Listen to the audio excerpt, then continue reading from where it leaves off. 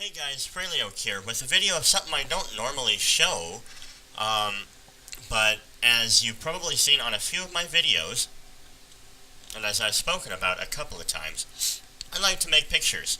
Basically, I like to make background images, something that I might use on my computer, maybe on my phone, something like that. Mostly they have swirls in them just because I'm able to do that effect really easy. So I figured I'd just go ahead and make a picture here on video just for the heck of it. I just felt like doing it. I use GIMP, GIMP 2.0. It is a free program. Just search it out on Google or whatever, and you can download it. Anyway, here it is. It's much like Photoshop, only it's GIMP. So what I'm going to do is I'm going to make a new file here with 1920 by 1200 is usually what I use. So we're going to do it like so. Here we are. Now I'm immediately going to just make a new layer. I don't even name the layers most of the time. I just go OK because it's automatically transparent. I'm going to delete this one. And I just start with the transparent layer. If I want to put a background layer in later, I'll do that.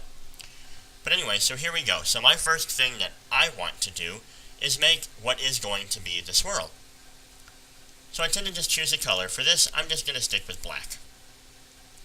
Now, I tend to just draw some things on the page, and it helps me make that swirl. So, we are going to, let's start in the middle here. We'll just kind of draw it out. Let's draw a giant thing like this. I don't know. I'm not very creative. I'm just making lines right now, because that's really all that matters.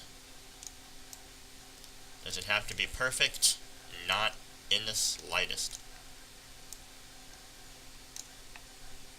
Is it going to be perfectly symmetrical? Yeah, somewhat, not really.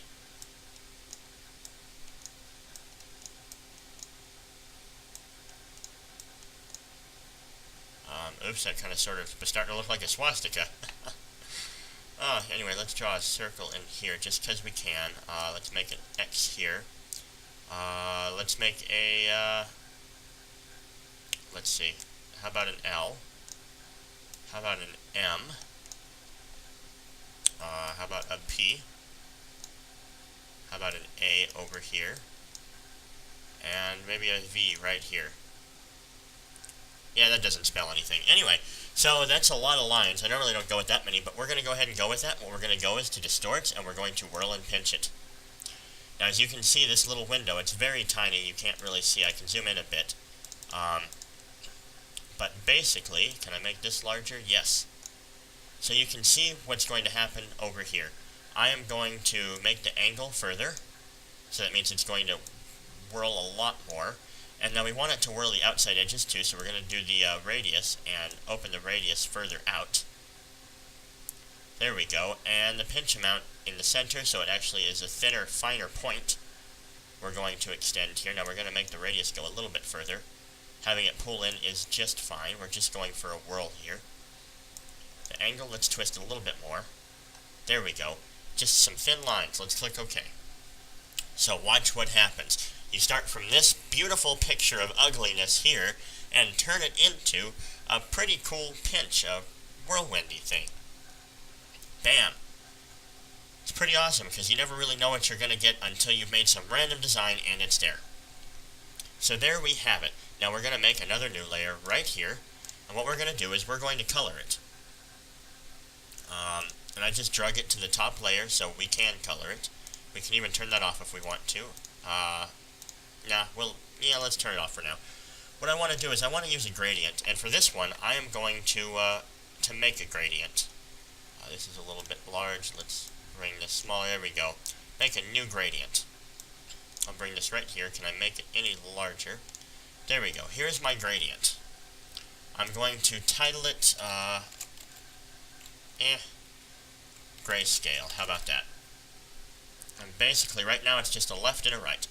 So we're going to uniformly split this. Where we go? Split segment uniformly. There we go. We're going to make it into, let's say, 6. Alright, so there's now 6 sections here for 6 different hues. What I'm going to do at the left color, I am going to change the color to a gray. That gray is fine. On the right side, we are going to go from that gray to slightly less of a gray. So we're going to go from 13 over here on the V up to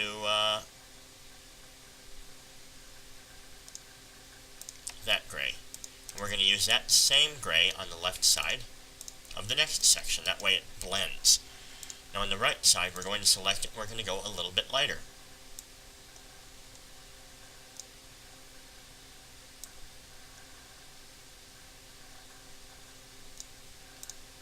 And then on the right here, we're going to go with the same color. Oh, that's right. We're going to go on the left side the same color. My bad. And then on the right side, we're going to choose that color. And we're going to go slightly lighter.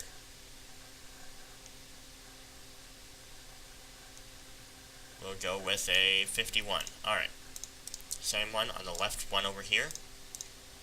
And on the right side, we're going to start going back down. Left side, this one. No, left side, same one. Right side is going to not be the same one. Then the left side is going to be the last one we picked, and right side is going to be the dark one. Anyway, there you go. That's how you make a gradient. All that is a grayscale. We're going to go ahead and save that. Close it, and here's our grayscale. Now we can drag here to make it perfect, actually, right there. I'm going to keep it just how it is. It's a perfect diagonal.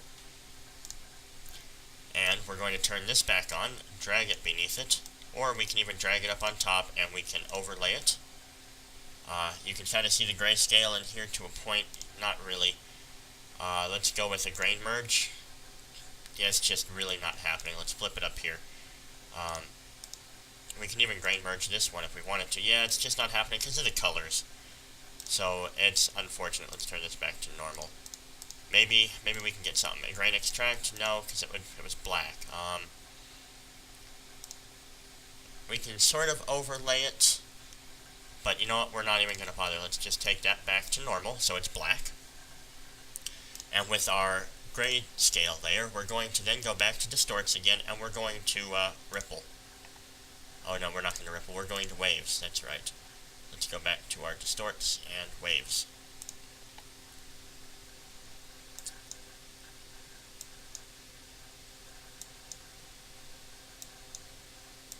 So that we can definitely see it. Yeah, something that works. Let me just do this. Now we have waves in the background. Hardly noticeable, so I'm going to go back to the waves, and we're going to tune them up a bit here. There we go. So now they're most certainly noticeable, and we kind of have a little extra effect to it. So we're going to stick with that. What we're also going to do on this one is we're going to go to lights and shadows, and we're going to, let's see, where is it? Lighting effects. We want to put a lighting effect sort of in the middle, but we don't want it to be so bright. So what we're going to do is we're going to tone that down.